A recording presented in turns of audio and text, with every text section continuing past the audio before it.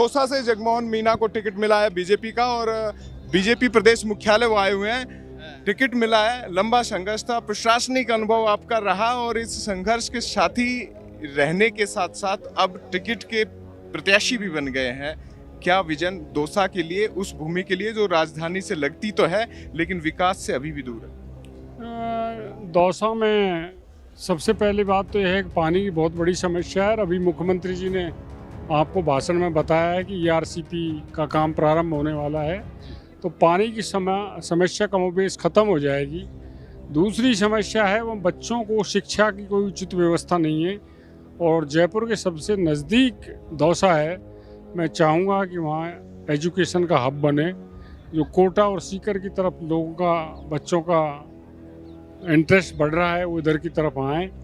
ये मैं इस मामले में ये कहूँगा, सामाजिक समरसता बने, सभी सद्भाव से रहें, ये मेरा होगा। जयपुर से लगता हुआ इलाका है, इसलिए औद्योगिक विकास भी होना चाहिए ताकि लोगों को रोजगार मिल सके। आपके भाई मंत्री हैं और अब उम्मीद ये बढ़ जाती है कि जो मुद्दा वो उठा रहे हैं पेपर लीक का, युवाओं से जुड़ा हुआ, उसमें एक साथी की तरह आप भी सारथी की तरह उसमें मदद करें, उनकी आवाज़ को और बुलंदी दें। ना, मैं शुरू से उनके पीछे ही चला हूँ छाया की तरह, और जो मुद्दे हैं उनमें मैं शरीक ही रहा हूँ, तो अब भी मैं रहूँगा, उनके तो साथ ही रहूँगा। ये सीट जातिगत तौर पर भी है, मीना मतदाता बड़ी संख्या में है, ब्राह्मण के एंगल से भी बात करें तो दो बड़ी जातियां वहां पर हैं, तो आपस में जब राजनीतिक वर्चस्व की बात आती है वो भी उठती है, उसे किस तरीके से?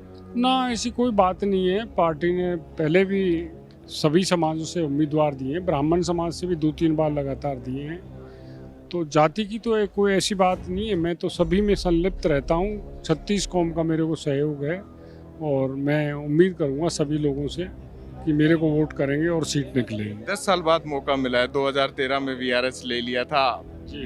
तब, हालांकि आपने अपनी घर की पार्टी से चुनाव लड़ा था, जगह सवाई माधोपुर चुनी थी, लेकिन अब दौसा है, गढ़ है, जीत पक्की समझी जाएगी? हाँ, बिल्कुल पक्की है। मेरा अपना ज़िला है, मैं वहाँ के लोगों से खूब घुलता मिलता आया हूँ, सबके काम करता आया हूँ, चाहे नौकरी में था उस समय भी उसके बाद भी, तो ऐसी रिजल्ट के लेके मैं किसी तरह पे संकेत नहीं हूँ।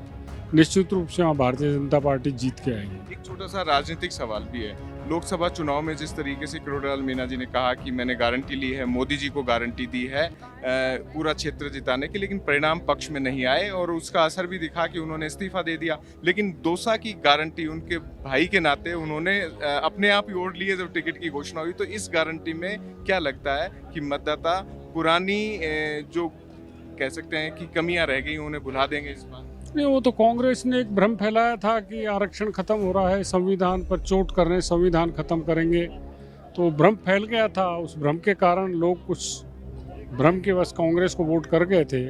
अब ये क्लियर हो गया है कि ऐसी कोई बात नहीं थी, इन्होंने भ्रम फैलाया था और उस पर मोहर हरियाणा में लग गई है कि वहाँ लोगों ने उसको स्वीकार किया है कि भारतीय जनता पार्टी सही है। तो भी है, हरियाणा से लगता हुआ तो कह सकते हैं कि दौसा भी दूर नहीं है जब से वो बड़ा रोड बना है। हाँ, बिल्कुल दौसा दूर नहीं है। एक सवाल अंतिम ले लेते हैं इसमें कि आदिवासी अंचल में बड़ी लोकप्रियता है, आपकी भी, किरोड़ीलाल मीना जी की भी, लेकिन बाप पार्टी अलग से चुनाव लड़ेगी उसका, और यहाँ दौसा में क्या पूर्णतः आदिवासी समाज बीजेपी के साथ, आपके साथ है? नहीं, दौसा में तो बाप का कोई लेना देना ही नहीं है, इधर की तरफ, उधर जरूर उनका है, यहाँ कोई अस्तित्व ही नहीं है उनका किसी तरह का। बिल्कुल, मुद्दों के साथ काम करेंगे और जनता के बीच में रहेंगे, ऐसी उम्मीद करें। जी जी, धन्यवाद। तो ये थे जगमोहन मीना, डॉक्टर किरोड़ीलाल मीना के भाई हैं, बीजेपी से अभी उन्हें टिकट मिली है और इसके बाद आज बीजेपी प्रदेश मुख्यालय आए हैं मुख्यमंत्री भजनलाल शर्मा से मुलाकात करने। मुख्यमंत्री भजनलाल शर्मा विदेश दौरे से लौटे हैं और कहते हैं कि टिकट वितरण में जब नाम जगमोहन मीना का आया था तो उन्होंने इस बात को प्रमुखता से रखा था कि टिकट जगमोहन मीना को ही मिले। हालांकि राजनीतिक तौर पर किरोड़ीलाल मीना कई ऐसे मसले उठाए हैं जब खुद भजनलाल शर्मा की सरकार संकट में घिरती हुई नजर आई है कि सरकार होते हुए एक्शन नहीं हुआ, लेकिन अब एक्शन भी होने लगे हैं और साफ तौर पर जगमोहन मीना ने इरादे भी साफ कर दिए हैं कि अब वक्त जीत का है दौसा से। खैर, चुनावी रण में बहुत कुछ अभी बाकी है और इन्हीं के बीच में बहुत सारी ऐसी चीज़ें सामने आएंगी जो राजनीतिक मिजाज में और गर्माहट पैदा करेगी। वीडियो जर्नलिस्ट सुरेश शर्मा के साथ अंकित तिवारी, राजस्थान चौक, जयपुर।